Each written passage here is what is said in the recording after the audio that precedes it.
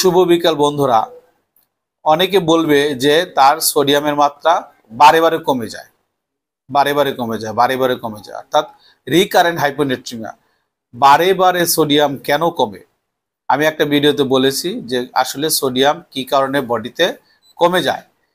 আজকে কথা বলবো এর মধ্যে একটা গুরুত্বপূর্ণ কারণ, সেটা হচ্ছে সিয়াদ, syndrome of inappropriate ADH secretion.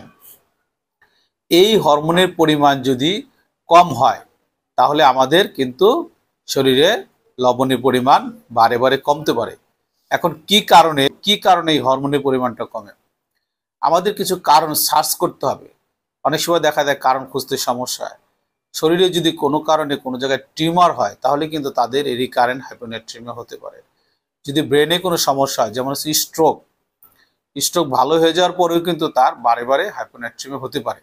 সেই জন্য দেখবেন যে স্ট্রোকের রোগীরা অনেক সময় অল্পতেই সে এই সোডিয়ামের পরিমাণ চেঞ্জ হয়ে যায়, উল্টাপাল্টা কথা বলে, মাঝে মাঝে খিঁচুনি হয়, মাঝে মাঝে অজ্ঞান হয়ে যায়। সোডিয়াম কিন্তু কমে যায়, অর্থাৎ বারে বারে কমে যায়। অথবা ব্রেনে ইনফেকশন হলো, যেমন মেনিনজাইটিস বা এনকেফালাইটিস বা ব্রেন অ্যাবসেস, বুঝতে পারছেন? এছাড়া কি হয়, দেখা গেলো ব্রেনে কোনো কারণে আঘাত পাইছে, সাবডুরাল হেমাটোমা বা স্টারডুরাল হেমাটোমা হয়ে আছে। এরপর হচ্ছে ফুসফুসি সমস্যা, বিশেষ করে যদি নিউমোনিয়া, টিউবারকুলোসিস বা সিওপিডি, অ্যাজমা পারসিস্টেন্ট থাকে, আনকন্ট্রোল থাকে, তাহলে কিন্তু এদের রিকারেন্ট হাইপোনেট্রিমিয়া হতে পারে।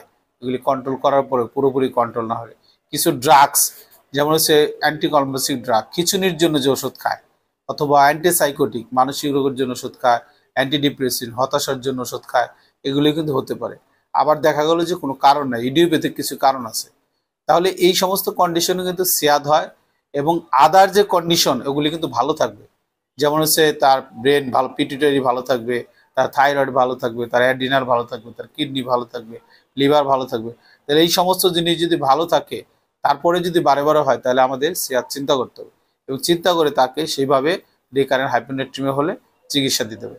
সো বন্ধুরা, ভালো থাকবেন। অবশ্যই আপনারা লবণ খাবেন, তবে অতিরিক্ত মাত্রায় খাবেন না, প্রয়োজনে যতটুকু ততটুকু খাবেন।